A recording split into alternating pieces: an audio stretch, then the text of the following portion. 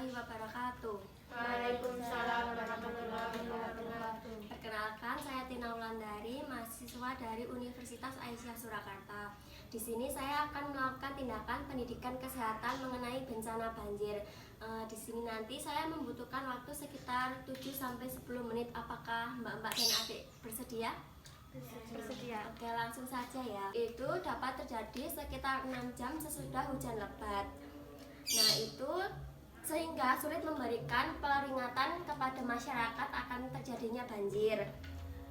Penyebab dari banjir itu sendiri merupakan hujan yang deras, bantaran sungai yang rapuh, dan bendungan yang jebol. Kemudian juga perubahan lahan di hulu sungai, es yang mencair di daerah yang dingin.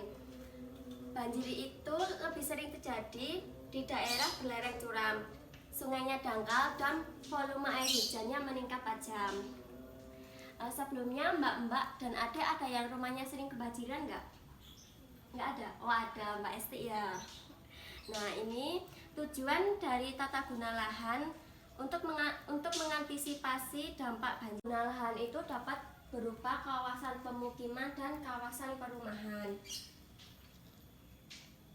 Kemudian, kapan banjir akan menjadi suatu bencana? Nah, itu ketika banjir merugikan manusia dan yang dirugikan itu pemukimannya. Persiapan untuk pencegahan bencana banjir, yaitu untuk menjaga pemukiman dari bencana banjir dengan dilakukannya mitigasi bencana. Pertama, pemerintah hendaknya mengatur perizinan bangunan, gedung, rumah, dan pusat perbelanjaan. Kemudian membuat saluran air yang cukup, baik oleh pemerintah maupun masyarakat.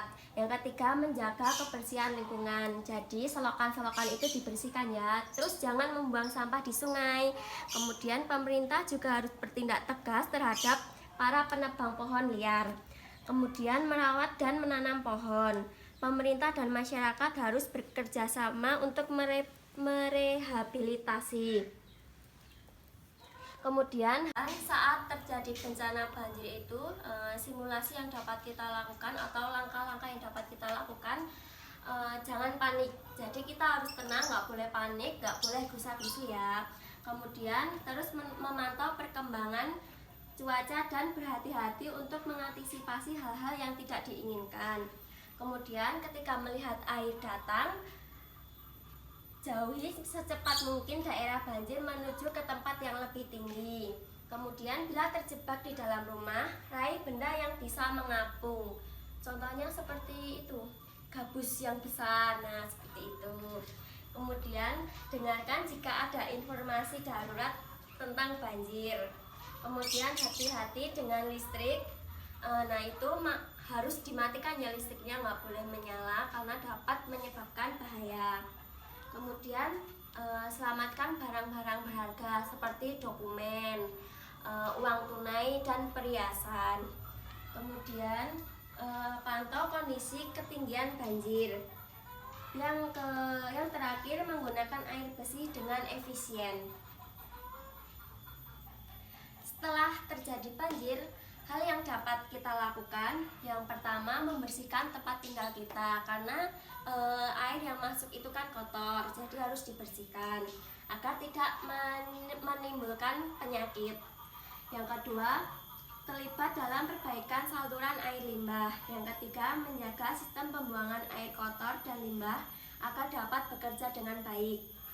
Yang keempat, menjauhi kabel atau instalasi listrik. Yang kelima, menghindari wilayah yang rusak parah kecuali telah dinyatakan aman.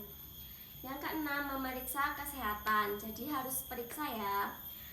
Yang ketujuh, mencari anggota keluarga. Apabila berpisah dengan keluarganya, mencari ke posko titik kumpul.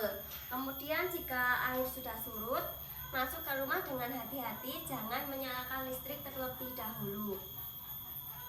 9.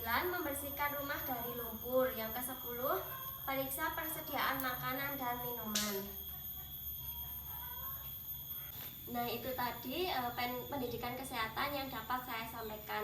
Mbak-mbak dan adik-adik ada yang ditanyakan? Tidak. Kalau begitu saya yang tanya balik ya. tadi hal-hal apa saja yang dapat kita lakukan saat terjadi bencana banjir. Ada yang bisa menjawab? Ya, Mbak apa? Iya, Dek. Jangan panik dan menyelamatkan barang-barang berharga. Iya, menyelamatkan seperti perhiasan, dokumen, dan uang tunai. Kemudian saya beri pertanyaan satu kali lagi ya.